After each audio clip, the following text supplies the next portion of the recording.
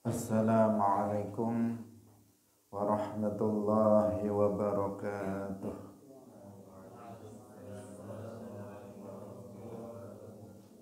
Alhamdulillahi rabbil alamin. Lahun ni'matu wa lahul fadlu wa lahul thana'ul hasan.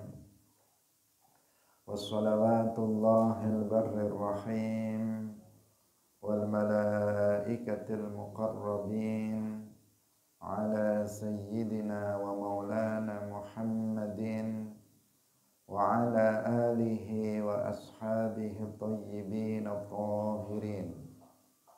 Allahumma la sahla illa ma ja'altahu sahla wa anta taj'alul hazna idza syi'ta sahla. Allahumma arzuqna al-ikhlasa fil niyyati wal qawli wal amal wa ba'du. Ila nabiyil Mustafa sallallahu alaihi wasallam wa ikhwanihi minal anbiya'i wal mursalin wa syuhada'i was salihin, khususan ila sultanil awliya Syekh Abdul Qadir Al-Jilani wa Syekh Ahmad Ar-Rifai wa Syekh Bahaidin Naqsyabandi wa Syekh Abdullah Al-Harari wa ila arwahi jami'i ahli al-qubur minal muslimin wal muslimat. Al-Fatihah.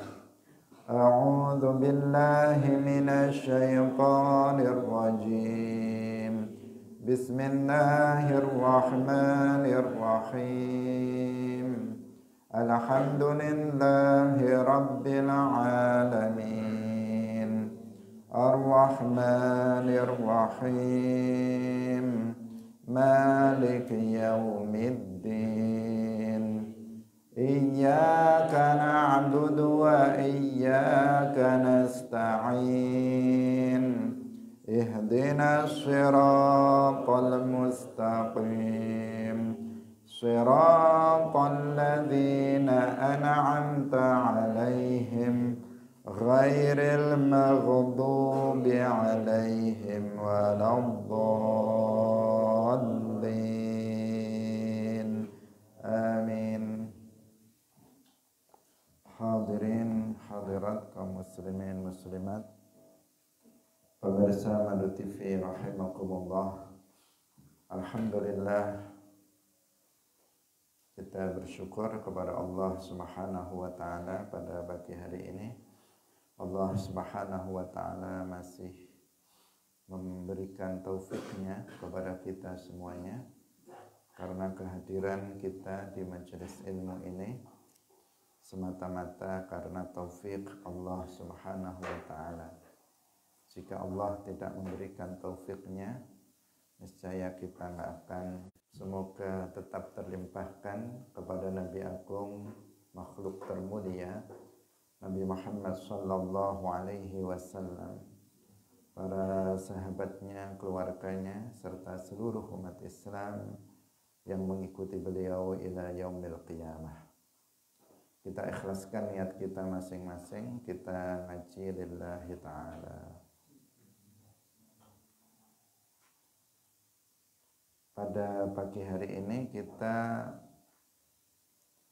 masuk pada penafsiran surah Al-Ma'un yang terdiri dari 7 ayat. Mari kita baca terlebih dahulu surah Ma'un, Al-Ma'un. A'udzu billahi minasy syaithanir rajim. Bismillahirrahmanirrahim. Ara'aital ladzi yukadzibu bid-din, fadzalikal ladzi yad'ul yatim wala yahuddu ala ta'amil miskin, fawailul lil musallin alladzina hum an salatihim sahun alladzina hum yura'un wa yamna'unal ma'un. ara'aital ladzi yukadzibu biddin. Ara'aita ana ta ningali sapa sira alladzi ing wong yukadzibu kang gorohaken sapa alladzi biddin. Biddine kelawan pembalasan, hari pembalasan, hari kiamat. Bil jazai kelawan pembalasan wal hisabi lan hisab. Ai hal araftahu tegese ana ta weruh sapa sira ing wong kang gorohaken hisab utawa jaza. Fa illam ta'rifhu mongko lamun ora weruh sapa sira ing alladzi fadzalika mongko utai mangkono alladzi iku alladzi wong yad'ul yatim yad'u kang nolak sapa alladzi al yatima ing anak yatim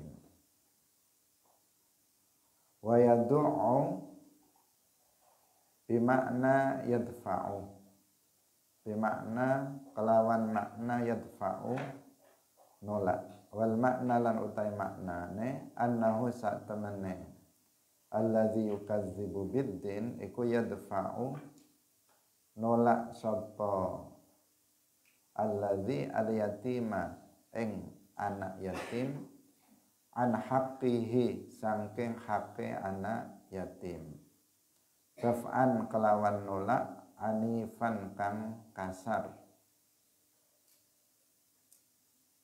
bijafwatin kelawan kasar juga, artinya hampir sama itu maknanya, brutal, kasar. Liyakhudha supaya ngalap sapa alladzi malahu ing bondone al yatim wa yaruddahu lan balekaken sapa wong ing mal raddan kelawan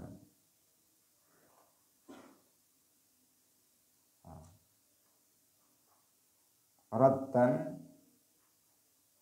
atau lebih pasnya wa yaruddahu ayat annahu yadfa'u liyakhudha malahu wa yaruddahu lan balekaken ing malahu raddan kelawan balekaken qabihan kang ala bizajrin kelawan larangan wa khusyunatin lan kasar wa qila lan ten ucapaken yadfa'u nolak sapa wong al yatima ing anak yatim ibaadan krana ngedohaken lahu maring anak yatim li'annahu krana sak temene alladzi iku la yarju ora ngarepaken sapa alladzi sawaba it'amihi ing ganjaran aweh mangan anak yatim. Hadirin rahimakumullah, ara'aital ladzi yukadzibu biddin. Ad-din dalam ayat ini itu artinya bukan agama, tetapi yang dimaksud di sini itu seperti ad-din dalam suratul Fatihah. Dalam surah Al-Fatihah kan ada Maliki Yaumiddin. Nah, Maliki Yaumiddin. Itu artinya bukan agama, karena di sini sering sekali dalam terjemahan Al-Quran harfiah, termasuk yang saya lihat di sini, itu diartikan agama. Jadi kalau ara'aital ladzi yukadzibu biddin dalam terjemah harfiah itu dikatakan tahukah kamu orang yang mendustakan agama. Jadi dikatakan yukadzibu biddin itu mendustakan agama. Dan kita sering orang menerjemahkan ayat ini dengan terjemahan seperti itu. Makanya sering kita ingatkan kepada kita semuanya bahwa terjemah harfiah, menerjemahkan Al-Quran secara harfiah, kata per kata, itu dilarang. Para ulama mengharamkan menerjemahkan Al-Quran secara harfiah. Yang diperbolehkan itu adalah menerjemahkan Al-Quran secara tafsiriyah, terjemah tafsiriyah. Nah, tafsirnya Al-Quran itu yang diterjemahkan, bukan harfan-harfan, kata per kata, huruf per huruf, tidak. Tetapi diterjemahkan maknanya atau penafsirannya. Sedangkan menerjemahkan Al-Quran secara harfiah, maksudnya kata per kata, huruf per huruf, itu membahayakan sehingga diharamkan oleh para ulama. Seperti di sini ketika ad-din, orang pahamnya memiliki hanya satu makna, padahal dia tidak hanya ad-din itu tidak hanya memiliki satu makna. Bisa ada beberapa makna. Yang kita pahami, ada ad-din itu memiliki makna agama, dinul Islam, lakum dinukum waliyadin. Bagi kalian adalah agama kalian yang batil, maka tinggalkanlah waliyadin. Dan bagiku adalah agama yang hak. Itu namanya terjemah tafsiriyah. Jadi din dalam ayat yang tadi kita baca, lakum dinukum waliyadin, itu artinya adalah agama.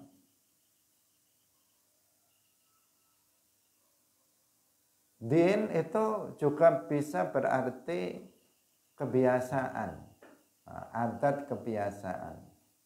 Misalnya seseorang mengatakan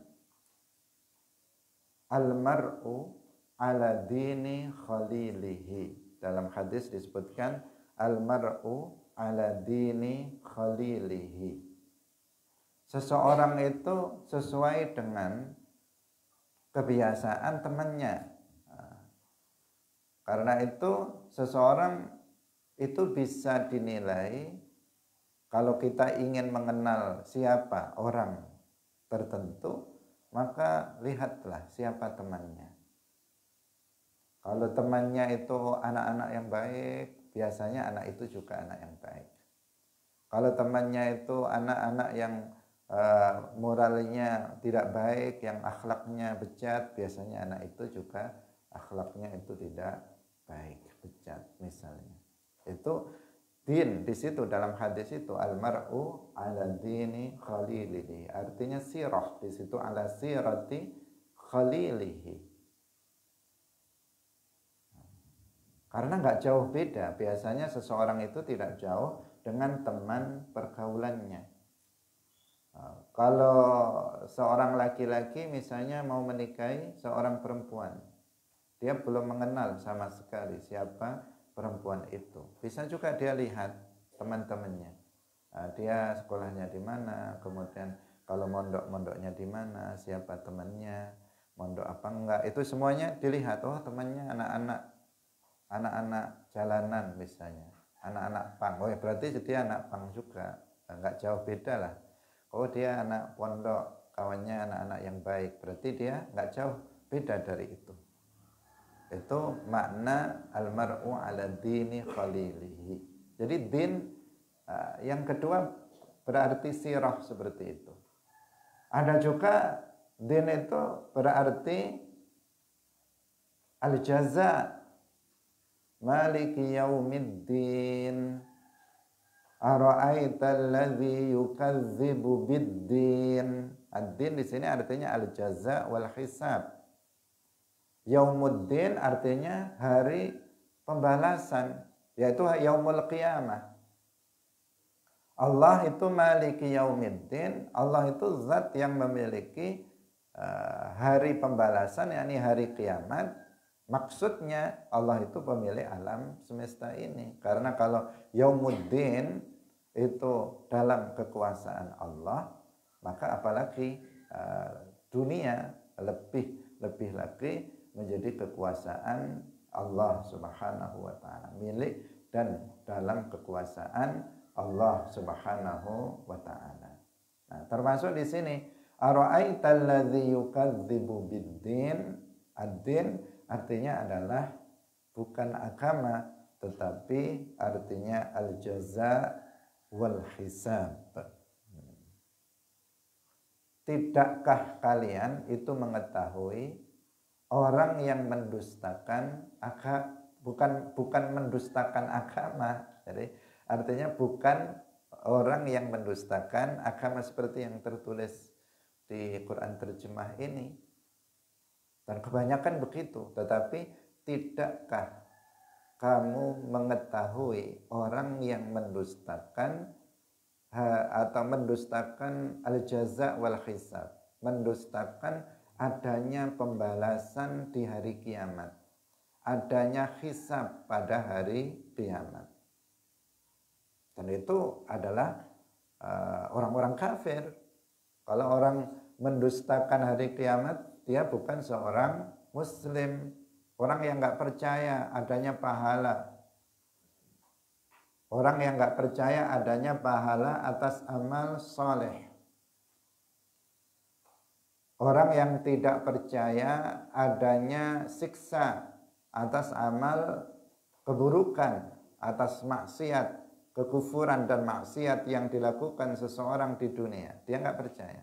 Kalau orang sudah nggak percaya adanya akhirat, orang nggak percaya adanya pahala, orang nggak percaya adanya siksa, maka otomatis di dunia ini ya semaunya. Pasti dia semaunya. Karena dia nggak percaya. Dia nggak percaya kalau setiap kebaikan yang dilakukannya akan ada pahala menyenangkannya nanti di akhirat. Kalau udah nggak percaya itu, ya dia nggak akan berbuat baik. Kalau seseorang nggak percaya bahwa setiap keburukan yang dia lakukan di dunia ini, nanti itu akan ada azabnya di akhirat, balasan yang menyedihkan atas perbuatan buruk yang dilakukannya, maka ya dia biasa saja melakukan maksiat, biasa saja melakukan kekufuran. Dia tidak merasa takut untuk melakukan kemaksiatan. Kenapa? Dia nggak percaya adanya pembalasan nanti pada hari kiamat. Ara'aital ladzi yukadzibu biddin. Itu secara umum ya, secara umum. Tapi di sini dikhususkan tentang salah satu perbuatan orang yang tidak percaya terhadap adanya pahala dan siksa di hari kiamat, bahwa mereka yadu'ul yatim. Fadzalikal ladzi yadu'ul yatim. Hadirin rahimakumullah, perlu juga kita ingatkan di sini juga bahwa ara'aita di sini juga berarti alima ya'lamu. Bukan ra'a yara bil ain, bukan melihat dengan mata. Maka di sini dikatakan ara'aita ay hal arafta. Arafa dimaknai dengan arafa atau alima. Seperti yang kemarin dalam suratul Fil. Alam tara kaifa fa'ala rabbuka bi ashabil fil. Alam tara artinya alam ta'lam. Jadi ra'a yara itu makna dasarnya melihat dengan mata. Tetapi di sini bukan melihat dengan mata, tetapi mengetahui. Berarti al-ilm atau al-ma'rifah. Ara'aital ladzi yukadzibu biddin. Tadi kita terjemahkan, tidakkah kamu mengetahui, nah, bukan melihat, tetapi mengetahui orang yang mendustakan adanya pembalasan nanti pada hari kiamat. Dikatakan dalam kitab ini, fa illam ta'rifhu, jika kamu nggak tahu, maka Allah memberitahu orang yang mendustakan adanya hari kiamat, hari pembalasan, itu alladzi yadu'ul yatim, yaitu orang yang menolak anak yatim dari haknya, tidak memberikan hak daripada anak yatim dengan secara brutal, dengan secara kasar terhadap anak yatim. Dia bukan hanya tidak memberikan hak anak yatim, tetapi dia juga melakukan itu dengan secara kasar. Itu makna yadu'ul yatim. Biasa diterjemahkan menghardik anak yatim. Ada dua makna di sini, ada dua penafsiran. Yang pertama adalah seseorang yang dengan sengaja dia tidak memberikan hak anak yatim. Hak anak yatim itu misalnya adalah warisan dari orang tuanya. Misalnya dalam sebuah keluarga, ayahnya meninggal.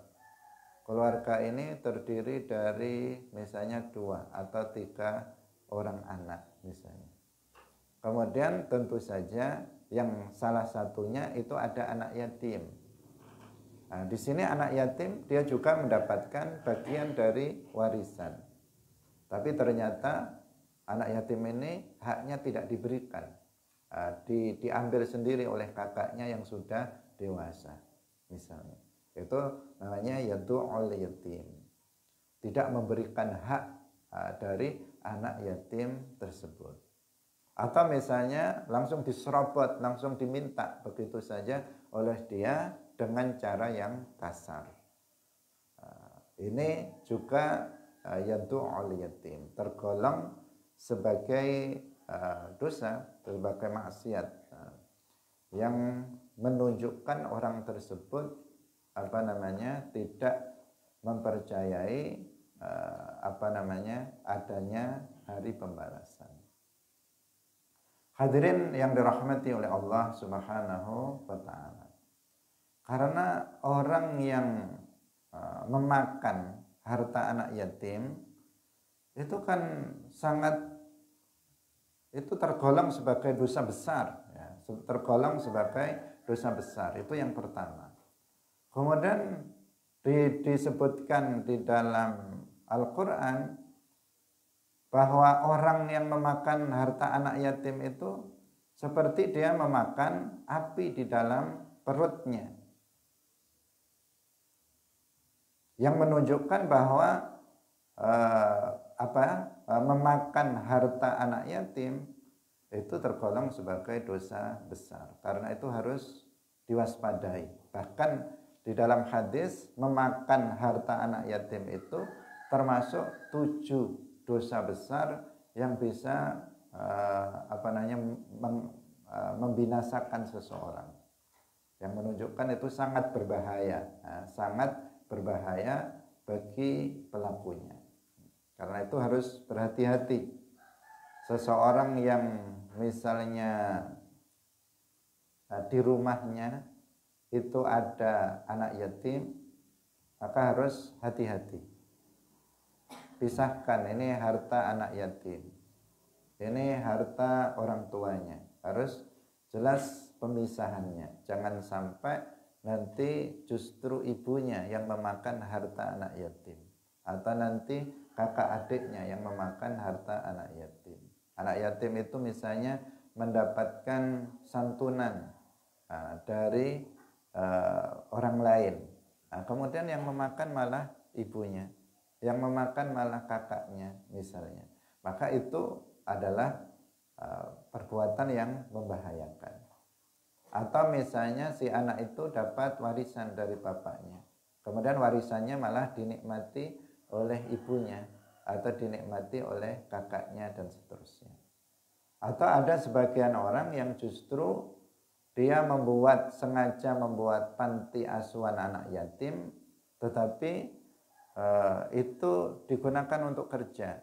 Jadi dia mengeruk harta dari umat Islam atas nama anak yatim.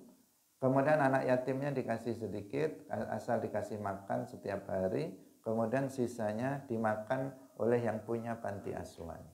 Itu juga banyak orang yang seperti itu. Dan itu tergolong sebagai dosa besar. Di dalam Al-Quran, Allah Subhanahu wa ta'ala berfirman, innal ladzina ya'kuluna amwalal yatama zulman innama ya'kuluna fi butunihim nara wa sayaslawna sa'ira. Sesungguhnya orang-orang yang memakan harta anak yatim secara zalim, sesungguhnya mereka itu makan api di dalam perut mereka dan mereka akan dimasukkan ke dalam neraka. Ini ayat yang menunjukkan bahwa aklu malil yatim itu minal kabair, tergolong sebagai dosa besar. Hadirin yang dirahmati oleh Allah Subhanahu wa ta'ala.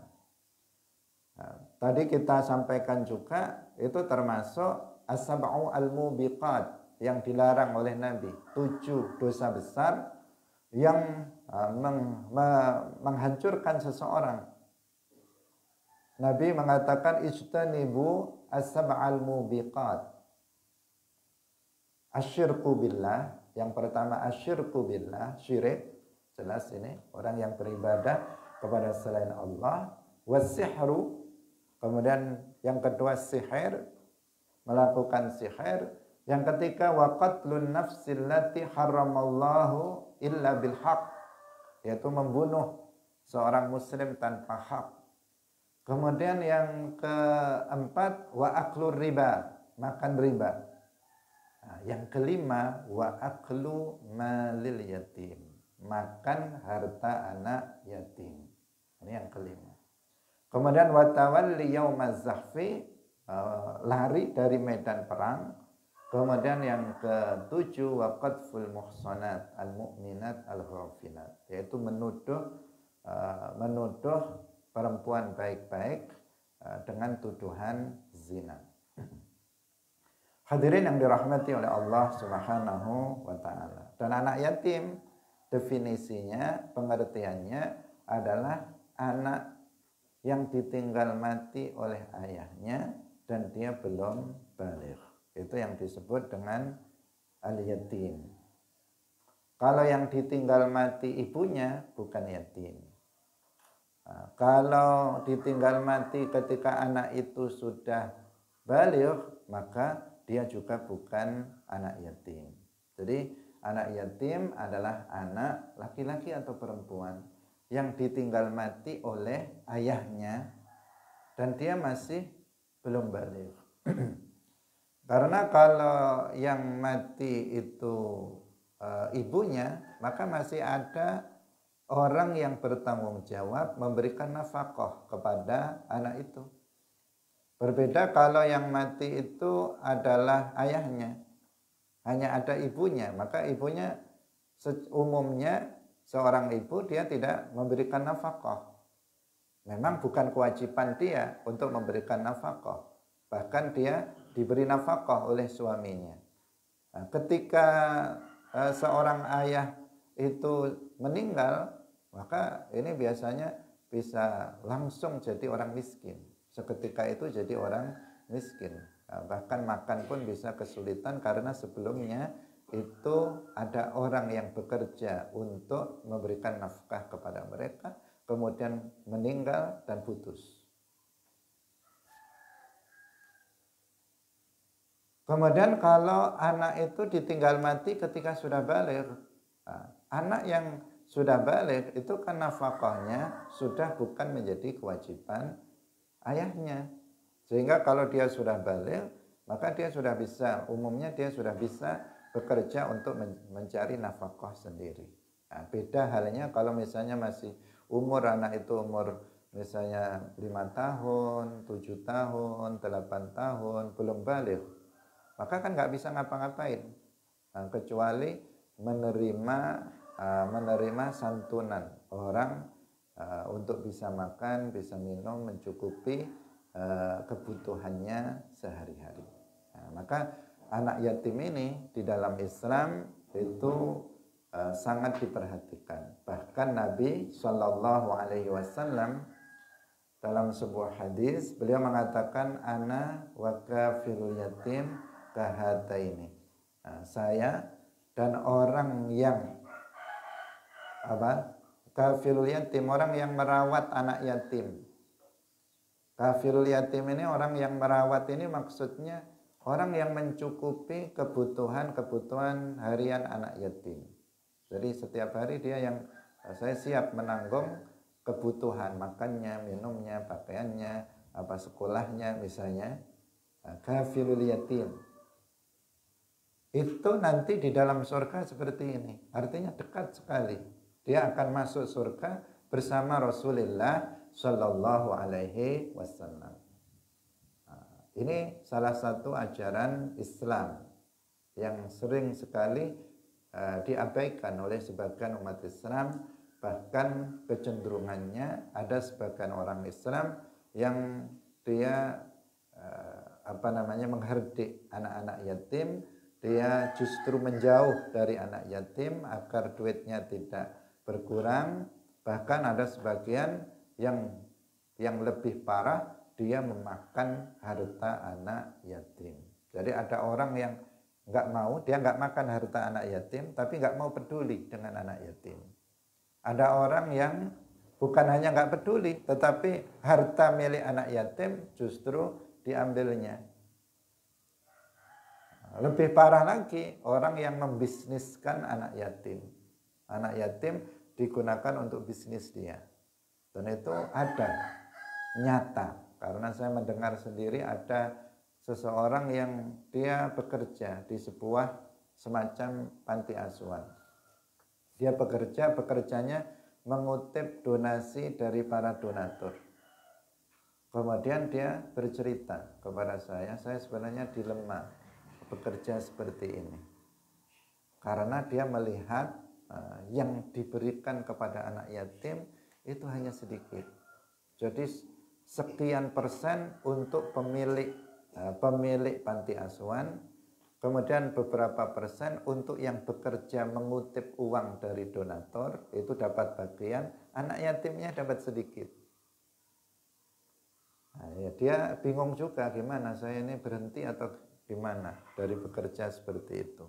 Ya jelas harus berhenti, jelas itu perbuatan yang melanggar ketentuan syarat, bahkan tergolong sebagai dosa besar memakan harta anak yatim. Hadirin yang dirahmati oleh Allah Subhanahu wa taala.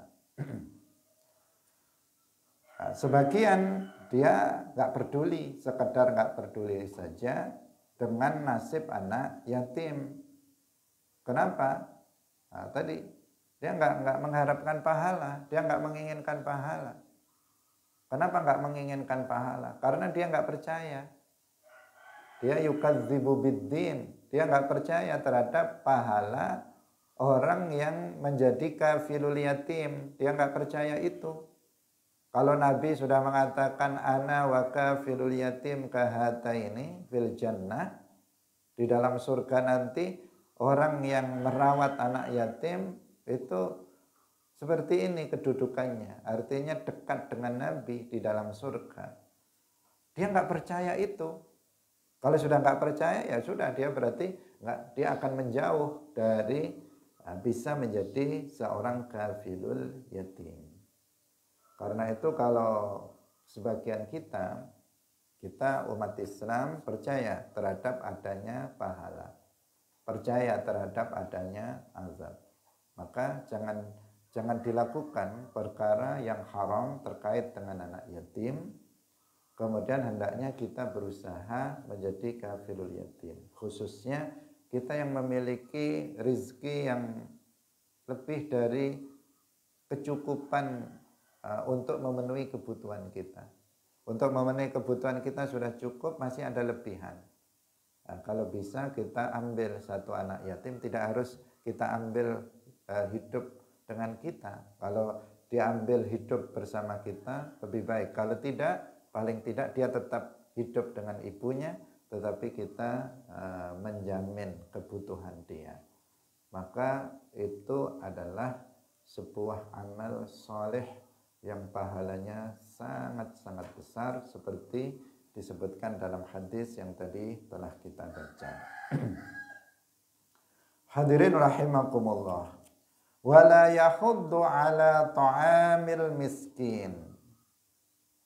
Wala yahuddu ala ta'amil miskin. Ay la yut'imuhu. Ay la yut'imuhu tegese ora paring mangan sapa wong ing al miskin. Wala ya'muru lan ora perintah sapa wong bi it'amihi kelawan aweh mangan wong kang miskin. Li'annahu karana sak temene alladzi iku mukadzibun wong kang ngorohaken bil jazai kelawan pembalasan. Jaza pembalasan yaitu thawab wal azab, as-thawab wal iqab. Tidak percaya terhadap adanya pahala, tidak percaya adanya iqab atau siksa, maka dia tidak mau memberikan makan kepada orang miskin dan tidak memerintahkan orang, tidak mendorong orang untuk memberikan makan anak yatim. Nah, siapa? Orang miskin. Nah, sekarang orang miskin. Jadi Islam itu mengajarkan kita untuk memberikan makan orang miskin. Ini juga sering diabaikan oleh orang-orang kaya. Seandainya, ini hanya berandai-andai, seandainya orang-orang kaya di kalangan umat Islam itu memiliki kepedulian, mau mengajarkan ajaran Islam, menyantuni anak yatim, menjadi kafilul yatim, bukan hanya setahun sekali menyantuni anak yatim setiap bulan Muharram saja, tetapi setiap orang dia mau menanggung kebutuhan anak yatim, kemudian dia mau memberikan makan kepada orang-orang fakir, orang-orang miskin. Maka sebenarnya kesejahteraan bangsa, kesejahteraan rakyat itu sudah akan tercapai. Nggak perlu susah-susah sebenarnya ya. Pemerintah itu sebenarnya tidak perlu susah-susah. Tapi sayangnya kan tidak. Banyak orang itu memiliki harta itu berlimpah-limpah. Bisa kekayaannya itu triliunan. 1 triliun itu nolnya berapa itu? 12 ya. Jadi uangnya banyak sekali. Tetapi dia tidak peduli dengan anak yatim, tidak peduli dengan orang-orang miskin. Coba bayangkan seandainya kita sebenarnya sehari itu kan butuh nggak banyak ya, nggak banyak. Mungkin satu hari 20.000 itu sudah mewah kalau orang biasa kita ya, bukan mereka yang kaya raya. Orang biasa seperti kita, santri saja itu cuma 14.000 setiap hari untuk kebutuhan makan 14.000. Itu pun sudah cukup, sudah hidup ya, sudah layak lah, makannya sudah layak. Kalau dikasih misalnya 20.000 sudah wah ya, sudah wah. Kalau misalnya orang kaya yang hartanya itu dikatakan tidak habis dimakan 7 turunan, itu misalnya, itu mau misalnya saya menanggung misalnya pemerintah misalnya, ini orang miskin di desa ini saya yang nanggung. Orang kaya itu lagi orang miskin di desa ini saya yang nanggung. anak-anak yatim di kampung ini saya yang nanggung semua misalnya. Kira-kira sejahtera nggak negara kita ini? Jadi nggak perlu ada program ini, program itu, bantuan ini, bantuan itu. Masyarakat sendiri sudah bisa mencukupi kebutuhan orang-orang miskin karena ini ajaran Islam. Dan Indonesia ini mayoritas adalah umat Islam. Sebenarnya nggak ada masalah. Asalkan apa? Asalkan pembangunan agama itu dilakukan oleh pemerintah dan oleh para ulamanya. Pembangunan di bidang agama. Bagaimana majelis-majelis taklim itu dihidupkan di setiap musola, dibuat setiap masjid itu dihidupkan. Kemudian pengajian-pengajiannya itu dihidupkan. Ilmu fardhu ain, semua rakyat misalnya harus belajar ilmu fardhu ain misalnya. Bayangkan ini hanya berkhayal, tapi hanya berkhayal seandainya itu pemerintah membantu mengharuskan misalnya majelis taklim setiap musola, setiap masjid ada. Kemudian semuanya terkurikulum, semuanya mengajarkan ilmu fardhu ain dulu. Karena kalau orang nggak belajar ilmu fardhu ain, meskipun dia belajar tafsir, meskipun dia belajar hadis, meskipun dia belajar yang lain-lain, tapi kalau ilmu fardhu ainnya itu enggak, maka keimanannya belum tertata. Kalau keimanannya belum tertata, gimana dia mau beramal soleh? Bagaimana dia akan menjalankan kewajibannya dan meninggalkan hal-hal yang haram? Karena pendorongnya itu sebenarnya dalam masalah keimanan. Tauhid, keimanan itu yang menjadi fondasinya, penggerak seseorang itu untuk beramal itu adalah akidah. Kalau akidahnya itu lemah, orang itu nggak percaya dengan kiamat, nggak percaya dengan hari akhir. Seperti sekarang, kondisi sekarang ini banyak orang Islam tetapi seakan-akan, kita tidak menvonis, tapi seakan-akan mereka itu nggak percaya dengan adanya pahala dan siksa. Ketika diiming-iming dengan pahala bagi orang yang mengerjakan sholat 5 waktu dengan sempurna, maka pahalanya ada jaminan masuk ke dalam surga. Nyatanya sudah diberitahu begitu berkali-kali, tetap saja nggak sholat. Sudah diberitahu bahwa orang yang misalnya meninggalkan sholat itu nanti akan masuk neraka sakor. Nyatanya juga tetap enjoy saja nggak sholat. Ini sebenarnya percaya apa nggak percaya sih ini orang ini terhadap pahala atau terhadap adanya siksa? Ini kan sebenarnya problemnya problem apa? Problem keimanan. Nah ini yang harus sebenarnya dibangun. Problem keimanan ini harus yang dibenahi. Bagaimana umat Islam itu imannya mantap, imannya kuat, tidak tergoyahkan, paham, sehingga ini akan mendorong. Kalau dia menjadi orang kaya, maka dia akan peduli dengan anak yatim, dia akan peduli dengan orang-orang miskin, orang-orang fakir, dan seterusnya. Hadirin yang dirahmati oleh Allah Subhanahu wa ta'ala, jika tidak ya susah, sampai kapanpun gimana kita bisa mensejahterakan masyarakat, mensejahterakan rakyat. Banyak bantuan digelontorkan, misalnya bantuan-bantuan sosial, tetapi ya tidak kunjung berubah kondisinya. Meskipun itu tentu saja tetap bermanfaat, tapi pembangunan di bidang agama itu sangat-sangat penting. Hadirin yang dirahmati oleh Allah Subhanahu wa ta'ala. Nah, kembali ke sini. Jadi orang yang mendustakan, tidak percaya adanya hari pembalasan, adanya pahala, adanya hisab, adanya azab nanti di akhirat, itu dia tidak memberikan makan kepada orang miskin, dan tidak memerintahkan orang untuk memberikan makan orang-orang miskin. Jadi memberikan makan orang miskin itu adalah salah satu ajaran Islam.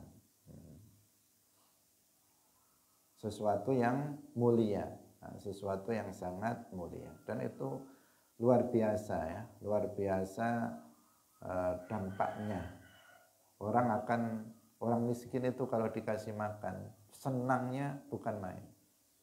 Senangnya bukan main. Kalau kalian misalnya sedekah, ada orang meminta-minta, kamu kasih uang 1.000 saja, 2.000, itu dia langsung berdoa untuk kita. Padahal cuman kita kasih 2.000 saja. Ini Pak, ya semoga rezeki Bapak lancar, semoga rezeki Ibu lancar. Langsung diberikan doa. Cuman dikasih 2.000.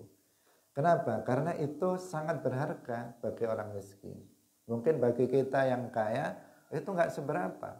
Tapi bagi mereka itu luar biasa. Sangat bermanfaat bagi mereka untuk memenuhi kebutuhan mereka.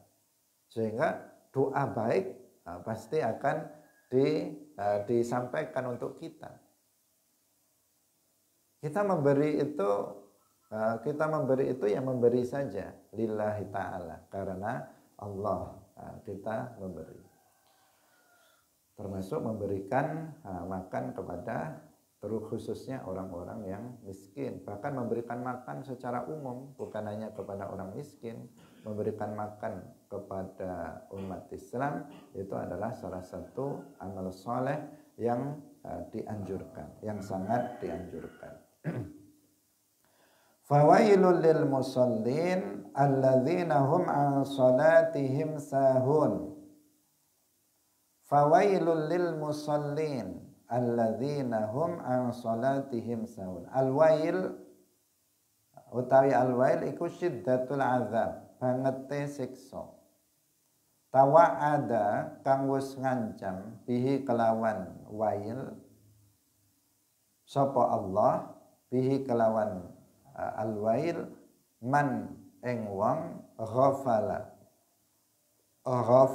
kang lalai sapa man anis sholati saking salat, wa akharaha lan ngakhiraken salat an waktiha saking waktune salat, bila uzrin kelawan tanpa uzur, ilal waqti maring waktu al-akhar kang liya. Fawailul lil musallin, azab yang berat ya. Wail itu memiliki biasanya dimaknai dengan dua makna.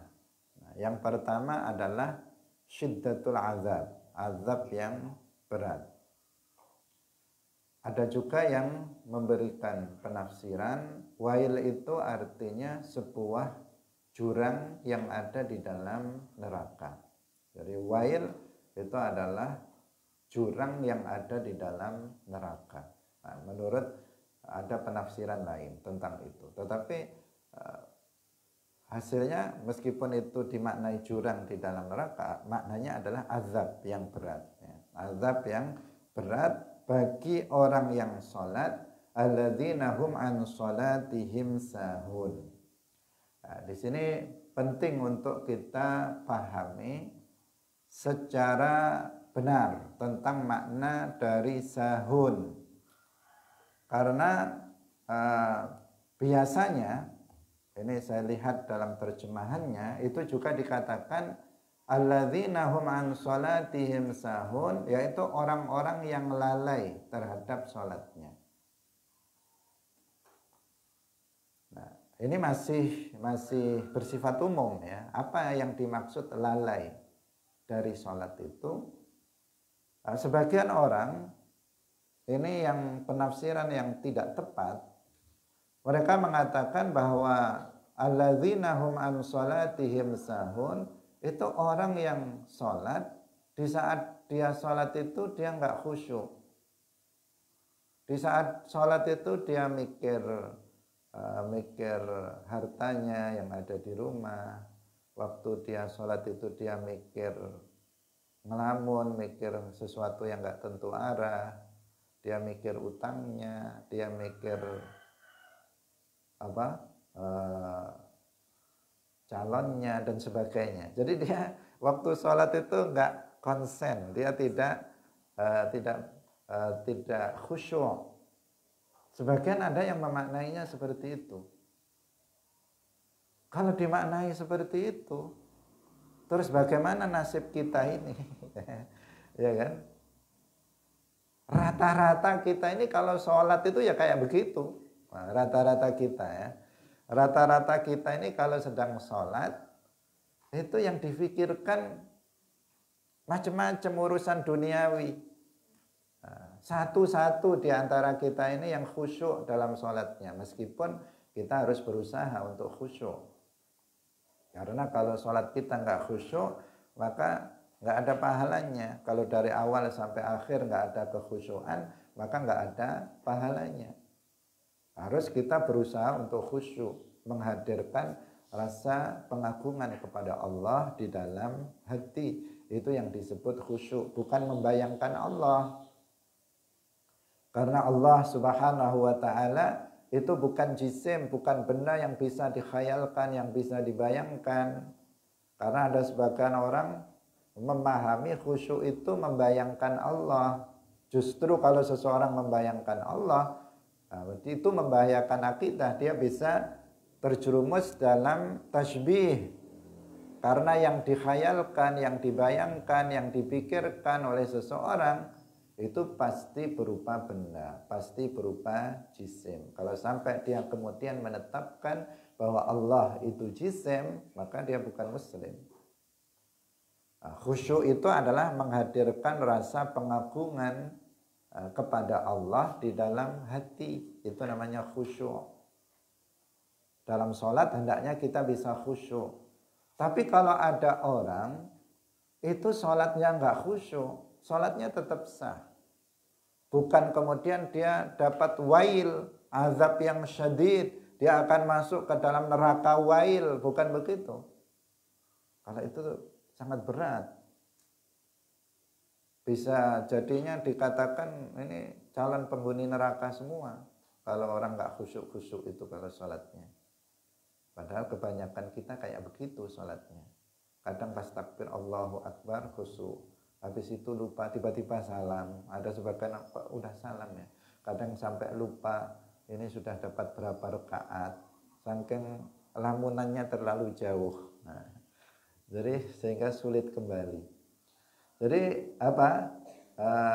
Ini bahaya kalau diartikan lalai, sahun, lalai itu dimaknai seperti itu. Karena di sini kan masalahnya disebutkan fawailun, itu maksudnya bahayanya kan di situ. Maka harus dipahami dengan pemahaman yang lurus bahwa sahun itu artinya adalah orang yang mengakhirkan pelaksanaan sholat dengan tanpa uzur sehingga masuk pada waktu yang berikutnya, waktu sholat yang lain. Itu maksudnya. Nah, di sini dikatakan ghafala anis sholati wa akharaha an waqtiha bila uzrin ilal waqtil akhar. Dia lalai dari pelaksanaan sholat mengakhirkannya. Misalnya sekarang sudah masuk waktu zuhur. Dia bilang nanti ajalah jam 1 saya sholat. Udah sampai jam 1 nanti sajalah. Nanti saya 1:30 sholat. Lihat jam 1:30, nanti sajalah, nanti jam 2 saya sholat. Tiba-tiba sudah jam 3, sudah dengar azan asar. Misalnya sudah masuk waktu asar, dia belum sholat zuhur. Ini namanya sahun, betul ya ini. Nah, yang kayak begini ini sahun. Lalai dari pelaksanaan sholat sampai dia mengerjakan sholat zuhur di waktu asar, atau sholat asar di waktu maghrib, atau sholat maghrib di waktu isya, sholat isya di waktu subuh, sholat subuh setelah terbit matahari. Ini yang sahun. Dia jatuh pada dosa besar terancam dengan azab yang berat. Bagaimana dengan orang yang nggak sholat sama sekali? Lebih berat lagi. Ini masih sholat tapi qadhaan. Setiap sholat usolli fardhu zuhri qadhaan, nanti usolli fardhu asri qadhaan lagi. Wala'iyadzubillah. Ada sebagian orang yang seperti itu pekerjaannya. Dia bermalas-malasan dari mengerjakan sholat sehingga kemudian teledor dan sampai habis waktunya dia sholat di luar waktu bila uzrin, dengan tanpa uzur. Kalau ada uzur maka nggak berdosa. Misalnya dia dalam safar tawil, dalam perjalanan jauh, kemudian dia sholat zuhur di waktu asar, jamak takhir. Dia sholat maghrib di waktu isya, maka itu diperbolehkan. Itu namanya bil uzur, dengan ada uzur, yaitu safar tawil. Tapi kalau nggak ada uzur, dia melakukan itu di rumah, dia sedang di rumah, nggak sedang apa-apa, artinya nggak ada uzur sama sekali, kemudian dia mengakhirkan pelaksanaan sholat sehingga habis waktunya, maka itulah yang mendapatkan ancaman wail, azab yang berat. Hadirin rahimakumullah, waktu sudah lewat, semoga bermanfaat. Barakallahu fikum, wallahu muwaffiq ila aqwamit thoriq. Wassalamualaikum warahmatullahi wabarakatuh. La ilaha illallah. Allahumma salli ala sayyidina Muhammad wa ala alihi wa sahbihi wa sallim. Rabbi ghfirli wa liwalidayya wa lil mu'minina wal mu'minat.